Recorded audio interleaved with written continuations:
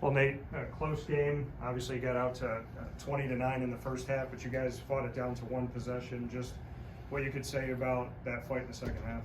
Yeah, I mean, I thought we showed great resolve to figure out how to come back and compete in the game and give ourselves a chance to win. The thing I was disappointed with is we waited until 9 minutes left in the game to do that. And with 9 minutes left, we're down 21, and all of a sudden we go on, to do what our game plan was for the whole game. That has to do with our coaching staff figuring out how we can get off to a better start, and then our players being ready to go from the jump.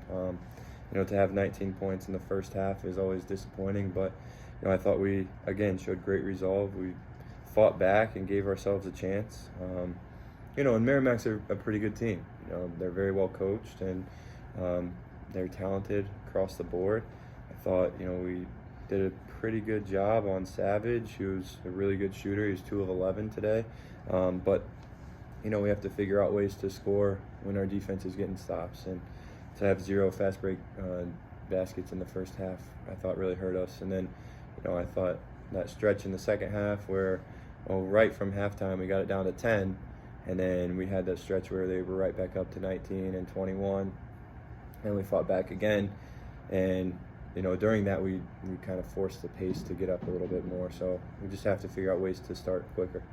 You talked about, obviously it's a game of runs. There was a 7-0 run by your team, and then, like you said, Merrimack fought back, had that lead again, and then a 13-0 run. Just what you could say about those runs and what was working within those periods that you can build off of to try and extend something like that. Yeah, I mean, I think the biggest thing is you have to force misses, right? Like, once a team misses shots and we can get out and run a little bit, we can get out in transition, it's hard to get matched up in the zone in transition. So I thought, during our run, we had a couple threes from Fouts. They didn't get matched up with him. I thought Kayem had a couple big shots as well.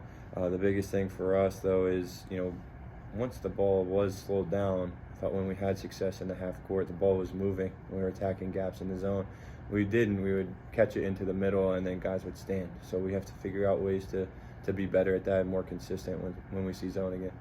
Defense around the rim overall for your team, just what you could say about some of those obviously open dunks and difference in the game of a couple possessions when they were able to get to the basket, just what you want to work on around the rim and on the baseline. I think just the overall coverage, we have to be better, with our ball screen coverage, and sometimes, they were slipping. We were doing some different things with that. But execution then to the game plan, I think, as well. We watched every game, so it wasn't like we didn't know what they were going to do. But we have to be able to execute, and as coaching staff, we got to put our guys in a position to where they understand what's coming to them. When you look at this matchup in and of itself, knowing that Merrimack has had 4 years in Division I in this transition, to play them, albeit a loss, but to play them within 2 possessions and to come back the way that you did, what positives do you take from LeMoyne first season in Division I, knowing that Merrimack has had a full cycle of 4 years in there?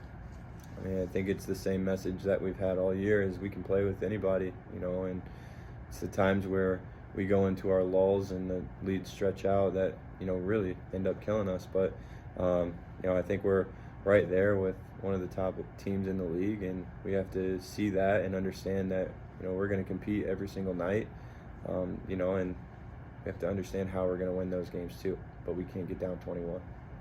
The last question that I have is, when you look at those timeouts and Jamie Young coming onto the team and his, kind of look at the defense and those pieces of it, having that time where you get to separate that, where he comes, sits down, speaks on certain things, and then you do that, is that kind of something that you like, that interaction of having other voices there and him attacking certain elements and then you taking other elements as well? Yeah, I mean, we discuss, our game plan in the, before the game, in the middle of the game, before timeouts happen, after timeouts happen, what we're going to do differently leading up to them. And then, Jamie's been doing a great job on the defensive side, and, he continues to push our guys in those areas, and he comes up with some changes that, have been good for us. But, and then Ben Swank has been focused more on the offensive side, so we'll communicate some stuff on the offensive end, what we're going to do, how we're going to attack them, and then Jamie talks a little bit more about the defensive side and what we want to do, or if we're going to stay the same or change. So,